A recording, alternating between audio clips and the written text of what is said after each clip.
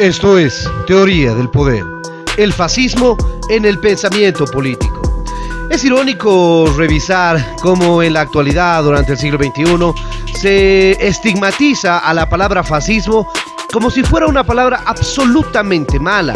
Sin embargo, por supuesto, en sus orígenes estaba pensada en sistemas y propuestas económicas totalmente favorables para la sociedad italiana de esa época. Sin embargo, por supuesto, la tendencia a tergiversarse y a convertirse en una especie de ideología, un movimiento político, un tipo de estado de carácter totalitario y antidemocrático y ultranacionalista de extrema derecha, ha sucedido en los últimos años. Y es por eso que el fascismo hoy en día tiene contextos diferentes. Sin embargo, el día de hoy revisaremos su historia, el contexto, algunos aportes teóricos que existieran y por supuesto cómo se llegó a tergiversar de esa manera. Eso es lo que veremos el día de hoy en Teoría del Poder.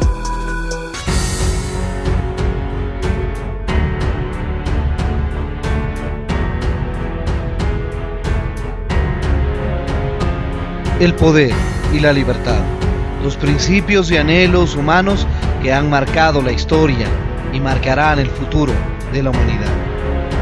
Acompáñenos a tratar de entender por qué la humanidad busca tanto el poder y persigue permanentemente la libertad. Veremos.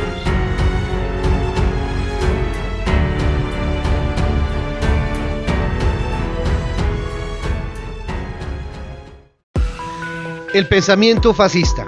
El marxismo llegó a constituir una filosofía social coherente porque fundamentó su doctrina en el estudio del desarrollo material de la humanidad. Proposiciones que fueron objeto de amplia discusión, no solo entre teóricos de la misma tendencia marxista, sino políticamente con ideólogos de la burguesía. 3 generaciones de eruditos marxistas dieron consistencia a esa filosofía social. En Rusia, especialmente, con el triunfo de la revolución bolchevique, se consideró que cada uno de los pasos del proceso revolucionario se ajustaron a la ciencia y a la filosofía marxista.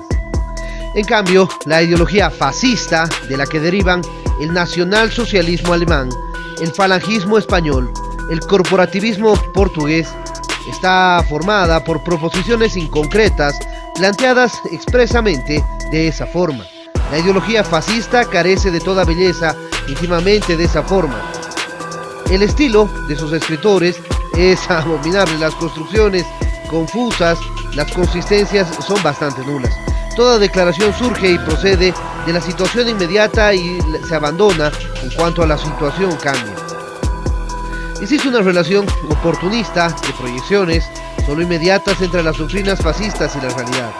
Una característica peculiar de la ideología fascista es que abunda en frases detonantes compuestas por falsificaciones o por verdades a medias, pero que rechazan todos los valores tradicionales y todas las medias, pero doctrinas viejas y nuevas, así procedan del antiguo racionalismo francés, del empirismo inglés, del idealismo alemán o del pragmatismo norteamericano. El fascismo así se revela igualmente contra el liberalismo individualista, contra la democracia capitalista, contra el socialismo o contra el comunismo. Es que su objetivo es la guerra para la conquista de un lugar preeminentemente bajo el sol. Es el fascismo, existe ausencia de una verdadera doctrina sobre la sociedad, su origen, su estructura, su funcionamiento y su desarrollo. Esta omisión se suple mezquinamente con el planteamiento de las aspiraciones prepotentes y la emisión de declaraciones ideológicas ajustadas a finalidades siempre diferentes y cambiantes. De esta forma, la ideología fascista se mueve en un constante desplazamiento oportunista alrededor de ciertas creencias mágicas elementales, casi supersticiosas, como la exaltación del líder carismático, de la supremacía de la nación superior o de la raza señorial. Se expresa una ideología que no ofrece jamás afirmaciones categóricas. A lo largo de la historia hemos podido ver que el fascismo ha sido utilizado por tendencias de izquierda y también por tendencias de derecha. Es normal, es común ver que es más utilizado por la ultraderecha, como se la cataloga a aquellos radicales que tienden a creer en esa idea de la superioridad racial. Sin embargo, también hemos visto que hay, por supuesto, inevitablemente, utilizaciones de aspectos de tipo populista que vienen como origen del fascismo, utilizados por aquellos políticos de tendencia de izquierda. De esa manera, de ser de la ideología fascista tiene un motivo especial. El origen del fascismo está en una mezcla social híbrida. Los partidos fascistas agruparon, especialmente en las primeras etapas de su existencia, a grupos discordantes entre sí y muchas veces antagónicos. Pequeños agricultores y terratenientes, tenderos al menor, grandes comerciantes, artesanos y poderosos industriales, empleados a sueldo, y por supuesto de eso se aprovechó un líder fundamental, Mussolini. Líder del primero, expresó la necesidad de hechos y no de palabras, rubricando que no hay necesidad de dogma, basta la disciplina. Por su parte, el nacionalsocialismo también siguió los pasos de Mussolini. En 1926, al proclamar los 25 artículos constituidos del partido nazi, declaró que eran inalterables, eran pues inútil e inoportuno cualquier intento de discutirlos y revisarlos. Situación que es totalmente contraria con la idea de la política y la democracia. Históricamente, el fascismo surgió como oposición rencorosa contra el marxismo, ante todo, y después contra el liberalismo también.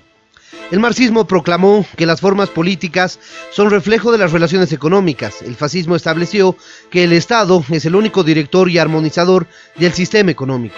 El marxismo proclamó el antagonismo histórico de clases. El fascismo expresó la conciliación de clases bajo el control del Estado. Contra el liberalismo equiparó la libertad al capricho egoísta y la búsqueda de bienestar la consideró como ignoble propósito de lograr ventajas egoístas. El fascismo exalta, degrada alternativamente la naturaleza humana porque sostiene que las inclinaciones naturales del hombre se basan en el egoísmo y las aspiraciones elevadas producen una voluntad sagrada y heroica, ajena a las necesidades materiales. Alfredo Rosenberg, teórico del nacionalsocialismo, sostiene en este respecto que las raíces de ese movimiento político se encuentran en el misticismo teutónico de la Edad Media. Oponiéndose al materialismo histórico marxista, el fascismo declara que la voluntad del poder se encuentra por encima de las limitaciones del medio ambiente y principalmente de los recursos naturales y económicos con que cuenta un país. Tal proposición idealista tuvo innegablemente un atractivo sugestionante sobre aquellos pueblos de países pobres en recursos económicos o que habían llegado retrasados al reparto del mundo y de sus riquezas. El idealismo fascista, por otra parte, sustituye el concepto de la felicidad con el deber y en vez de la libertad proclama la autoridad. En lugar de la igualdad establece la jerarquía y a cambio de los números afirma la calidad. La influencia hegeliana en el fascismo. El fascismo tomó buena parte de su ideología de los argumentos filosóficos de Hegel. El poder de la voluntad del pueblo o nación era una proposición excelente para pueblos de economía pobre o que no tenían los medios suficientes para el logro de su expansión económica. Por eso cuajó el fascismo en Italia y en Alemania, potencias que llegaron atrasadas al reparto del mundo. El fascismo exaltó, pues, de acuerdo a Hegel, el poder de la voluntad nacional para crear, dando como resultado una considerable e impetuosa fuerza contrarrevolucionaria. Pero a pesar de su impostura idealista, el movimiento fascista en Europa fue determinado por factores económicos concretos. Italia y Alemania sufrieron una honda depresión económica en la posguerra de 1918. En Italia se afirmaba que se había ganado la guerra, pero que había perdido la paz. Y en Alemania, el Tratado de Versalles fue considerado humillante y ominioso para todo el pueblo alemán. Esta situación creó una alarma en la baja clase media que temía su degradación social porque tenían pendiente sobre sí su descenso a la condición de proletariado. Por eso la clase media fue llamada clase sándwich, situada entre el obrerismo organizado y los negocios en gran escala. Este era un temor de carácter económico. Además, el nacionalsocialismo y el fascismo explotaron las ansiedades del lumpenproletariado, ofreciéndole remediar su situación. El irracionalismo y la intuición. En general, el fascismo tomó los elementos de una vieja, conservadora tradición filosófica anti-intelectualista e irracionalista, la que combinó con la proposición hegeliana de la voluntad de poder nacional, dando como resultado una considerable e impetuosa fuerza ideológica contrarrevolucionaria. El fascismo europeo fue por propia esencia idealista y antimaterialista, concentrándose en movimientos que negaban el poder de la razón, de la inteligencia y exaltaban solo la intuición.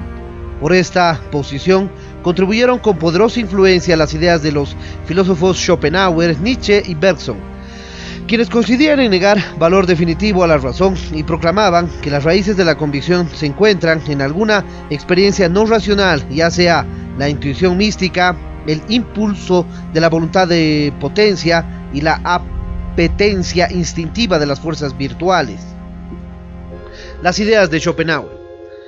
Su obra principal en el mundo como voluntad de la representación. Para Schopenhauer, el mundo es un fenómeno concreto, pero también una representación, o sea, que es realidad y apariencia simultáneamente. En este mundo se encuentra el yo, que también es de doble consistencia corporal y material, e inmaterial e inespacial. Como inmaterialidad, se traduce como voluntad que el hombre se concreta en voluntad de vivir. Esa voluntad no es exclusiva del hombre, se presenta también en todas las demás cosas del mundo, ya sea en los fenómenos orgánicos como en los inorgánicos y en la conciencia humana. El carácter predominante de esta voluntad es, pues, su universalidad, porque en la naturaleza todo cuanto existe quiere y se esfuerza por vivir, actuando en consecuencia en sentido de la vida. El cuerpo mismo del hombre no deja de ser voluntad, una voluntad material visible, voluntad objetivada, que también tiende a la vida. Sin embargo, la voluntad, el querer, tropieza siempre con la insatisfacción y la insuficiencia, lo que causa el dolor. Por eso el placer es simple sensación momentánea del dolor y de carácter estrictamente transitorio. Por tanto, la voluntad de vivir siempre insatisfecha es un constante dolor, aunque con cortísimas intermitencias de placer. Por eso la vida se desarrolla como el mal constante y permanente. En tales circunstancias, el remedio para el mal de la vida consiste en la superación de la voluntad de vivir, abarcando la dualidad del cuerpo y la representación. En cuanto al cuerpo, la solución de aquel mal, la vida, radica en renunciar a él, negarlo, pero no con el suicidio, nada, sino con un rígido ascetismo y con una estricta castidad. Es la situación de la negación de la vida, pero no la negación de la voluntad de vivir, y así de esa manera se pretende generar un proceso de reflexión respecto de la importancia de superar lo individual a través de lo colectivo. De ahí es que Schopenhauer veía tras la naturaleza de la vida y el empeño en la fuerza ciega como un inacabable esfuerzo que construye y destruye las cosas sin ninguna finalidad concreta. La intuición moral de la filosofía de Schopenhauer desprecia las virtudes y valores del burgués, porque tiene sus raíces en la mezquindad, la vanidad y la conformidad del hombre vulgar. Si todas las cosas de la vida universal son fenómenos y representaciones, dándose de ellas la voluntad de vivir como sucesión de placeres efímeros y dolores duraderos, de tal manera que todo es un solo y largo dolor, y la historia es la sucesión cuya conclusión se encuentra en la superación de la voluntad de vivir, en el sumergimiento en el nirvana, y por eso en la historia está llena de un proceso intuitivo que llega a exaltar a los santos, quienes son los que se dirigen en la realidad del proceso de existencia. Bien, las ideas de Nietzsche. Federico Nietzsche escribió varias obras, de las cuales son importantes Humano, demasiado humano. Así habla Zaratustra, más allá del bien y del mal, y la voluntad de poder. Nietzsche, señalando el proceso de la historia, parte de los tiempos prehistóricos intrascendentes, en los que imperó la tradición. En los tiempos históricos posteriores domina el pensamiento libre, apartado de la tradición, planteándose la disputa entre el individuo y la comunidad, demostrando valor e importancia el individuo. Pero también las multitudes suelen ser capaces de hacer lo que no puede el individuo por falta de coraje. El Estado, compuesto por tales multitudes, realiza obras que el individuo no habría podido. Pero también el Estado puede dificultar la revelación de las grandes individualidades que son las que hacen la historia. En Grecia antigua encuentra un contraste personificado por Apolo y Dionisos. divinidades que representan dos principios dominantes de la vida humana: el apolineo como claridad, serenidad, cálculo y razón, y lo dionisiaco como impulso, desborde, afirmación de la vida que remata en la orgía venciendo la miseria y el dolor. El presente y el porvenir constituyen una preocupación capital para Nietzsche. En el presente señala el advenimiento de las masas populares y el maquinismo, dos signos que mira con recelo porque la máquina convierte a las masas en un solo mecanismo y a un individuo en instrumento a utilizarse para un solo fin. Esta es una amenaza para la cultura, porque habiendo comenzado la era de las masas, la cultura caerá en la mediocridad, se diluirá y disolverá en la vulgaridad y en la falta de profundidad. Las masas han perdido fe en sus creencias porque el cristianismo no es griego, sino bárbaro y asiático, sin nobleza. Sus incitaciones psicológicas conducen a una inevitable corrupción en la cabeza y el corazón. Por eso no cree en Dios ni en la inmortalidad del alma. Proclama, sí, la pena de muerte de Dios, pero la pérdida de la fe no es solamente esto, sino la destrucción de la confianza en el mundo que veneramos y en el hombre mismo, insinuándose un nihilismo que puede acabar con la humanidad. Nietzsche concibe la vida así como la voluntad de potencia de los hombres grandes, desdeñando el poder de la razón para reaccionar sobre ella. No cree que el mundo se conozca por el raciocinio, el que cuando más designa los hechos los ordene y los colecciona. Tampoco existen conceptos lógicos universales, sino verdades provisionales, cuya dirección queremos trabajar, así como el piloto fija una cierta dirección en el océano. El propósito de la acción hacia el fin que llene la aspiración de potencia vale por sí más que cualquier idea del espíritu, sea moral, cultural, científica o de otro orden. En resumen, Nietzsche, partiendo de la concepción de la vida y la naturaleza irracionales, planteó la afirmación de la vida violenta en lugar del renunciamiento de Schopenhauer. En lugar del culto a los santos, propuso el culto al héroe, al superhombre. Las masas humanas siguen a este y en cuanto lo hacen cumplen una gran labor en su existencia, pero en cuanto se apartan del superhombre, a este no existe, adquieren la moralidad de los esclavos, cuya encarnación, según Nietzsche, son la democracia y el cristianismo. El Estado totalitario. Schopenhauer, Nietzsche y Bergson proporcionaron al fascismo su anti-intelectualismo común, aunque ellos no lo aplicaron en la política. A esa filosofía se unió el pensamiento de Sorel, que aplicó el irracionalismo a la política con su afirmación de la acción directa y del mito de la huelga general. Por eso, el mito del fascismo desemboca naturalmente en el poder de voluntad de la nación o del Estado, términos que usa el fascismo como similares y también sinónimo de gobierno. Mussolini sintetiza esto enunciando en la siguiente frase: todo por el Estado, nada contra el Estado, nada fuera del Estado. Hay una ligera diferencia en cuanto al rol del Estado entre el fascismo italiano y el nacionalsocialismo alemán. Mientras Mussolini sostiene que el Estado crea a la nación, Hitler asegura que el Estado es mero agente de la nación. Esta diferencia, más aparente que real, se debe a que Italia se propone la formación de su imperio colonial en África, mientras que Alemania tiende a su expansión en el propio continente europeo. El Estado totalitario fascista es la suprema autoridad de la nación y nada debe escapar a su poder. Los actos e intereses de todos los individuos de la nación, cualquiera que sea su naturaleza, deben estar bajo el control del Estado, porque los actos e intereses de este superiores y sagrados en relación a los intereses y actos de los particulares. Así es imprescindible el permiso del Estado para la existencia de partidos políticos, sindicatos, empresas, organizaciones de comercio, trabajo, moral, religión, educación, etc. Este intervencionismo se basa en el concepto de que todo valor económico, moral, cultural es valor nacional, y que el Estado es el organismo vivo de la nación.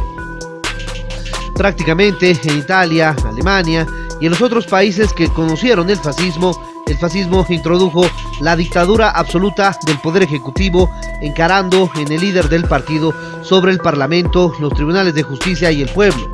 Esta dictadura se ejerce en lo principal para imponer obligatoriamente la conciliación y la soldadura de clases en la organización del Estado totalitario.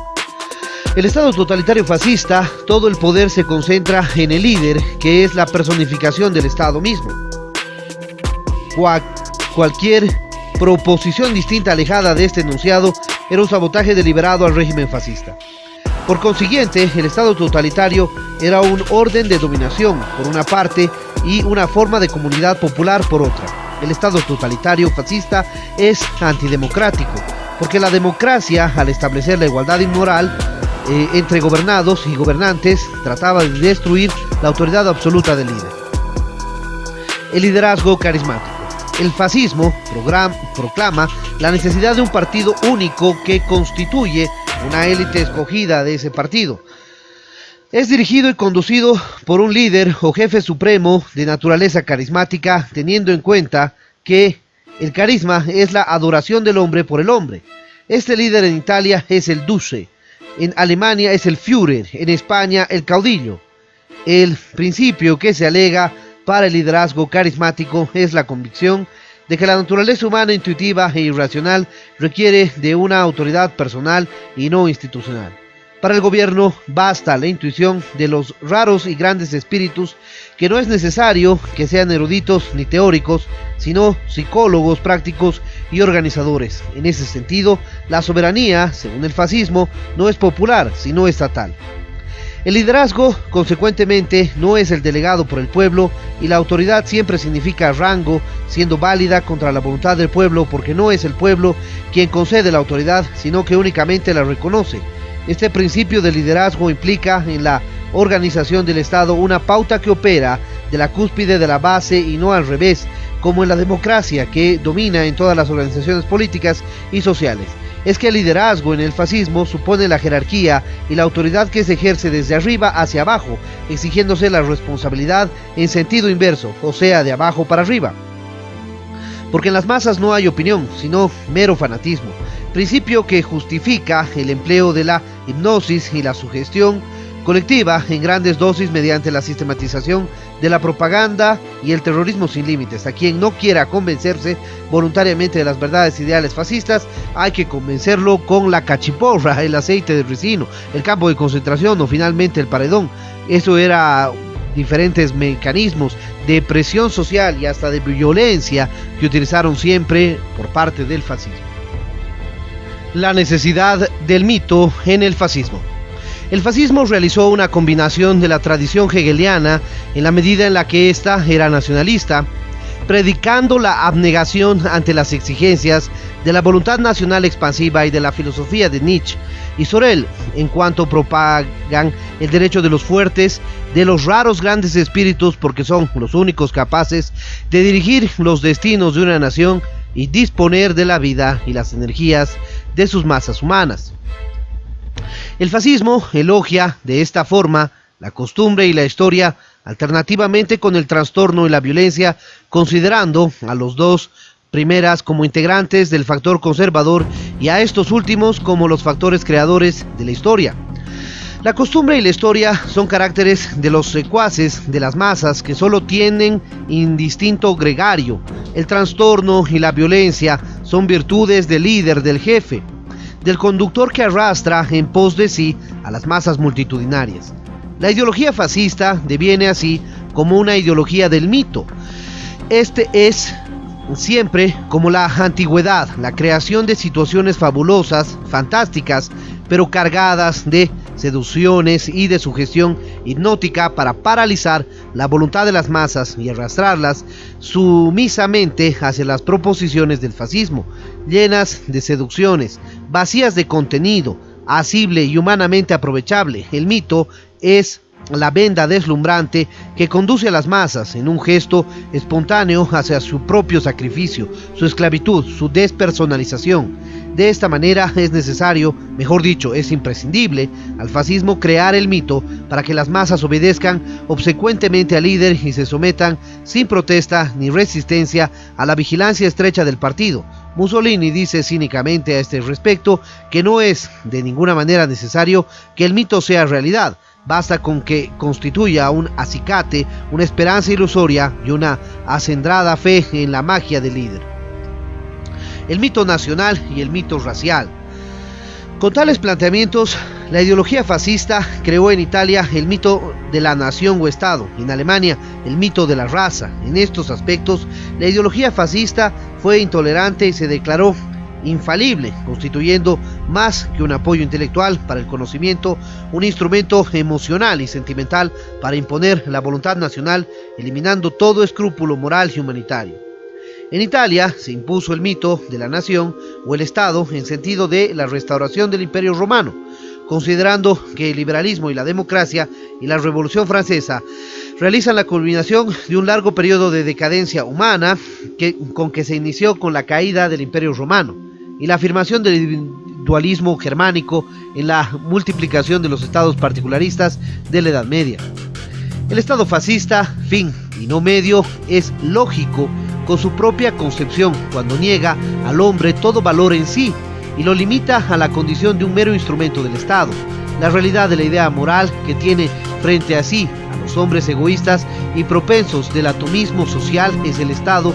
Por eso, en su condición de sujeto ético, dirige la voluntad individual hacia el bien y exige que sus actividades se conformen a los modelos ideales que propone, mientras la libertad de los particulares coincide de esta manera con la del Estado.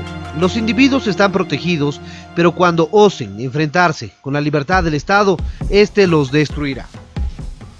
La teoría racial que sucedió en Alemania tiene otras características. En la práctica, la concepción nacional socialista era demasiado descabellada, y eso lo revisaremos en otro capítulo cuando analicemos el nazismo de Hitler de manera mucho más detenida. Tendencia expansiva del fascismo. En los países fascistas, especialmente Italia y Alemania, se desarrolló tardíamente el régimen económico capitalista, dentro de la concepción nacionalista. Pero el capitalismo de los países citados tenía que cumplir las mismas leyes que los demás capitalismos nacionales europeos, particularmente el proceso de la producción constante. En ese sentido, el mercado nacional les fue ya insuficiente, así como aumentó considerablemente el requerimiento de materias primas, y para satisfacer esta doble necesidad no surgía otra solución que la conocida, la de someter territorios continentales o extracontinentales poblados por razas inferiores de economía y cultura inferiores para conquistar mercados y fuentes de materias primas. Pero como Alemania e Italia llegaron con demasiado retardo a la distribución de colonias y semicolonias, en las regiones atrasadas del mundo no tenían otra perspectiva que conquistarlas por medio de la fuerza, creando al efecto la teoría del poder de voluntad, de la nación o de la raza como instrumento de agresión contra los pueblos débiles y poco desarrollados. En Italia, el poder de voluntad debía dirigirse hacia la restauración del Imperio Romano, particularmente en el África, para lo que Mussolini escogió como víctima a Abisinia. En Alemania la situación fue diferente. De esta manera, sobre las bases ideológicas, también el fascismo trató de desarrollar su tendencia expansiva, conquistando a pueblos que, a criterio de ellos, eran inferiores. Debían cumplir con un gran destino al someterse y servir a los pueblos de raza superior. La economía para la guerra. Para asegurar las ganancias económicas de las altas clases privilegiadas y para imponer la nación o raza escogida sobre el resto del mundo, el fascismo formuló su ideología, cuya síntesis se encuentra en las líneas anteriores. El desemboque natural de toda esta construcción ideológica era la guerra, para la cual debía prepararse la nación sistemática y constantemente, creando una inopsis bélica en el pueblo.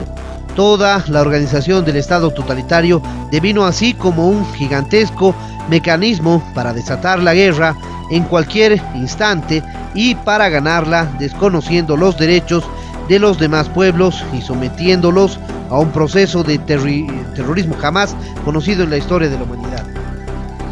Los países fascistas no trataron de destruir el régimen capitalista, sino que lo apuntalaron con la acción autoritaria del Estado. Del régimen soviético aprendieron pronto el sistema de los planes periódicos realizadores de la economía dirigida. el planteamiento del Estado, el cálculo exacto de los recursos económicos disponibles para la nación, las máquinas, herramientas de trabajo y la fuerza humana de labor, con el conocimiento exacto de las necesidades populares. Con estos elementos se orienta y se dirige la economía hacia los objetivos que se propongan por parte del Estado. En la Unión Soviética, la economía dirigida estuvo orientada al desarrollo de la capacidad económica de la nación para crear bienes de los cuales lograr un plazo no muy remoto la satisfacción de las necesidades y la comodidad del pueblo. Por supuesto, estas medidas en la Unión Soviética y en el marxismo socialista jamás se dieron porque se tergiversaron, se pervirtieron con las bajas falencias de los mismos líderes que traicionaron a sus propios ideales. Y por supuesto, desde el punto de vista psicológico, jamás el marxismo socialista puede introducirse en las mentes y en los corazones de las personas, porque no cuadran, marcan una diferencia demasiado grande con el sentimiento innato de libertad que tiene el ser humano. Pero en los países fascistas, en cambio, la economía dirigida fue orientada al incremento de los bienes y valores económicos para el Estado, para que el Estado tenga la posibilidad de definir las políticas a nivel general. La educación en el fascismo. La regimentación del pueblo que requiere el fascismo como medio para sus fines expansivos y bélicos exige la creación de una conciencia colectiva adecuada a tal finalidad. La educación fascista debe responder a esa necesidad.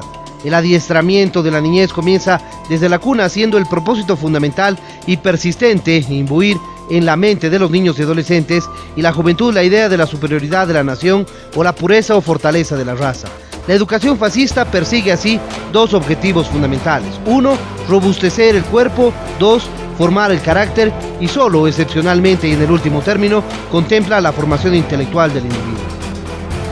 Porque para la existencia humana bajo el régimen fascista solo son suficientes las características de fidelidad, abnegación y responsabilidad, eliminando todo saber útil. Por supuesto, las determinaciones del fascismo no son precisamente aquellas que van acompañadas del sentido de democracia, por supuesto que no. Sin embargo, cumplieron un rol importante dentro de la historia europea y la historia italiana especialmente. Tuvieron sus parangones similares en Alemania con el nazismo, en España cuando estuvo ahí también la situación de la Falange, y al final de cuentas el fascismo solamente fue una especie de tendencia política de acción, no precisamente de un pensamiento político rico ni nada por el estilo, sino simplemente de una fascinación por el fanatismo hacia el caudillo y hacia esas ideas de superioridad, ya sea nacional o ya sea de la raza. Bien, les dejo la opinión a ustedes. Si les pareció interesante este video, no se olviden dejarle me gusta. De igual manera, suscríbanse al canal y activen la campanita para poder recibir nuestras notificaciones. Déjenos su comentario en el espacio de comentarios para poder realizar un debate permanente sobre este tema, y en ese sentido estaremos pronto con un nuevo video aquí en Teoría del Poder.